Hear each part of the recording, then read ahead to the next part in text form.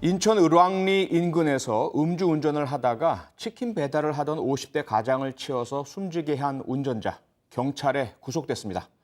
이런 가운데 동승자도 방조 혐의로 경찰에 입건이 됐죠. 네, 그렇습니다.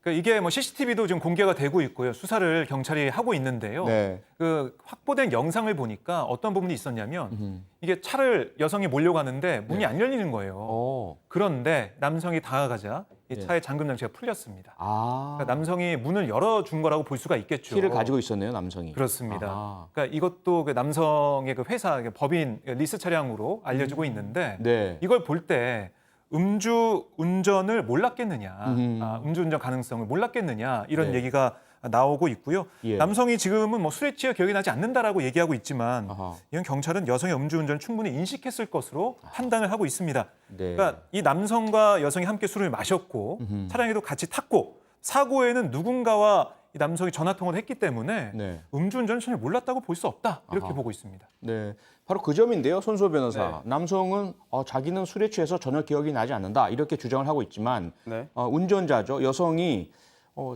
회유당했다. 이 동승자 남성이 자신을 입건되지 않도록 빼달라라는 회유를 했다. 이런 의혹이 제기됐다면서요? 네, 언론 보도가 이루어졌죠. 예.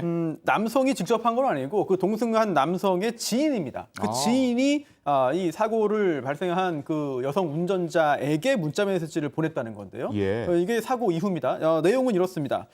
이렇게 해서 될 일이 아니고 합의금이 필요할 텐데 이거 당신이 직접 해결할 수 없지 않느냐. 따라서 동승 남성이 입건되면 도와주고 싶어도 못 도와준다. 그러니 동승자를 적으로 만들 때가 아니다라는 내용의 문자 메시지를 주고받았다는 그런 주장인데요. 네. 그런데 물론 이 동승자인 남성이 직접 보낸 메시지가 아니기 때문에 그 남성이 동승자가 회유를 부탁했는지 요청했는지 여부는 확인이 필요합니다. 네네. 그리고 또 설령 이렇게 회유를 시도한 것이라 하더라도 사고 당시에 기억이 당연히 있을 것이라고 단정할 수는 없어요. 물론 당시에는 기억이 없었는데 나중에 보니까 상황이 좋지 않아서 이렇게 좀 노력을 했을 수도 있으니까. 네네. 하지만 그건 이론적인 이야기들이고 예. 실제로 이런 문자 메시지를 보낸 것을 볼 때 이 동승 남성이 동승자가 뭔가 운전자에게 입막음을 시도했을 그런 정황은 충분히 있어 보이거든요. 예. 따라서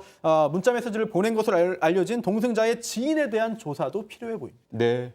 박정우 기자, 네. 손수호 변호사 말씀을 종합을 해보면 일단 문자 메시지라는 증거가 확보가 됐습니다. 그렇습니다. 하지만 그것은 동승자 본인이 보낸 게 아니라 동승자의 지인이 보낸 것이죠. 여기서 중요해지는 게 운전자인 여성의 진술 아니겠습니까? 그렇습니다. 경찰에서 여성은 어떻게 진술을 하고 있습니까?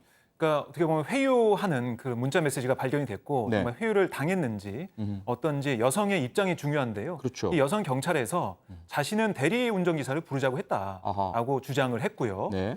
그리고 오히려 그 자신의 이런 얘기를 무시하고 남성의 운전을 사실상 강요했다라고 주장을 하고 있습니다. 그러니까 이런 거죠. 예. 네가 술을 덜 마셨으니까 네가 운전해라.